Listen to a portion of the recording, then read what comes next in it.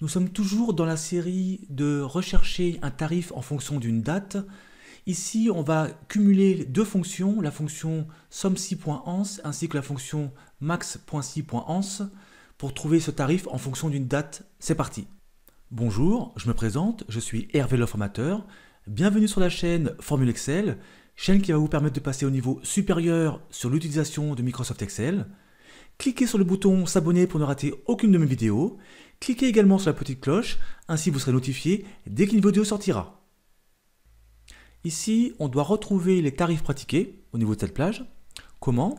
En fonction d'une date de commande et d'une date d'entrée en vigueur. Par exemple, ici au niveau du téléviseur, la date de commande est le 14 juin.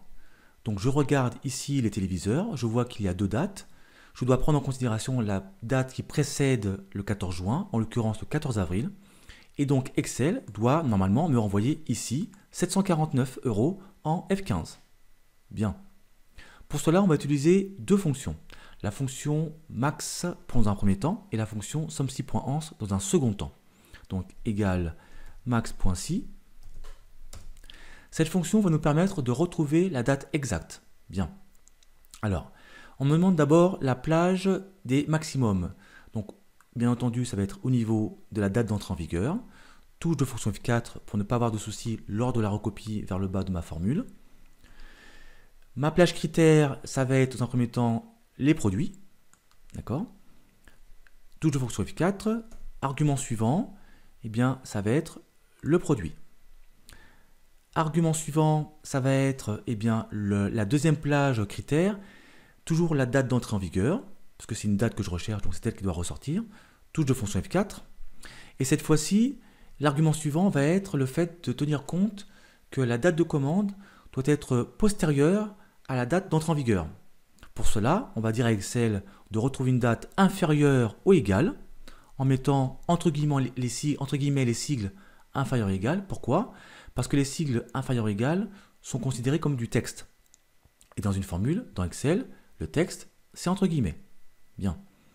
On va à cela joindre, coupler eh bien, une date, la date de commande. Donc on va utiliser le « et » commercial et sélectionner la cellule de la date de commande. D'accord? Voilà pour la fonction max.si.ans. On va valider, on va voir ce que ça donne. On trouve 43 570. Qu'est-ce que ça veut dire? En fait, c'est une date. Sauf qu'on est en format standard, comme dans toutes les cellules. Donc on voit un numéro. On peut le vérifier, on va changer le format, on va choisir date courte, et on voit 15 avril. On va vérifier si cette date est juste. Pour cela, on regarde la date de commande, 14 juin, au niveau des téléviseurs, et je dois retrouver ici, la date antérieure au 14 juin, c'est bien le 15 avril, donc tout va bien. Bien.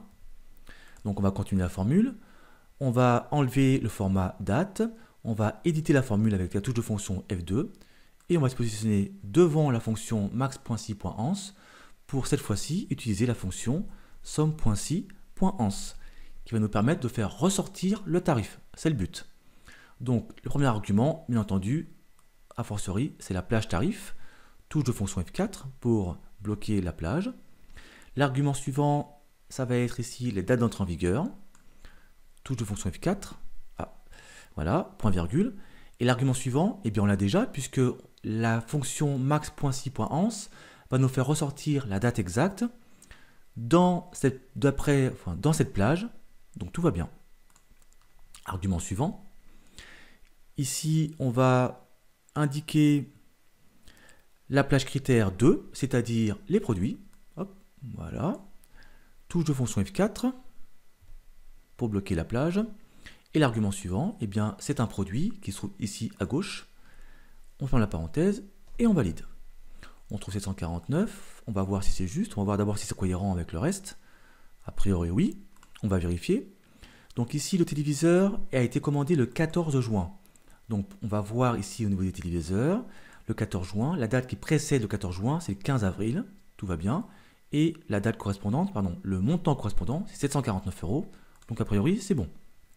On va vérifier l'aspirateur ici. Date de commande le 15 septembre. Donc aspirateur, il y en a un ici. Et il y en a un deuxième tout en bas là. Hop, voilà. Voilà. Donc Date de commande, le 15 septembre. Le 15 septembre, 12 janvier, c'est trop loin, puisqu'ici on a le 16 août, donc 179 euros. 179 euros, tout va bien. Ok. Le smartphone, ici il y en a deux, 495 euros. On a commandé le 19 janvier. Donc les smartphones, on va les surligner. On a un ici, il y en a un autre ici, et il y en a un troisième à ce niveau-là. Bien. On a commandé le premier, donc le 19 janvier. 19 janvier, donc là on a le 1er janvier, là on a le 20 janvier. D'accord. Donc forcément, c'est 495, puisque c'est une date antérieure ici, donc tout va bien. Le deuxième ici, il est là, le 16 juillet. Donc on va vérifier encore une fois, hop, on va les surligner les trois, voilà. Donc ici le 16 juillet, le 16 juillet c'est après le 20 janvier, donc a fortiori après le 1er janvier, et c'est donc après le 15 juillet, ici, donc on a bien 559 euros, donc tout va bien. Pour la cafetière, logiquement c'est bon, donc 9 mai, la cafetière elle est ici, et l'autre il n'y en a pas, si il y en a une deuxième, voilà. Donc 9 mai c'est après le 7 février, c'est aussi après le 20 avril, donc on prend la date du 20 avril, donc 129 euros, donc tout va bien. Voilà, donc dans cette vidéo on a pu cumuler les fonctions somme.si.ans et la fonction max.si.ans pour retrouver un tarif en fonction d'une date de commande et en fonction d'une date d'entrée en vigueur. Voilà, cette vidéo est maintenant terminée.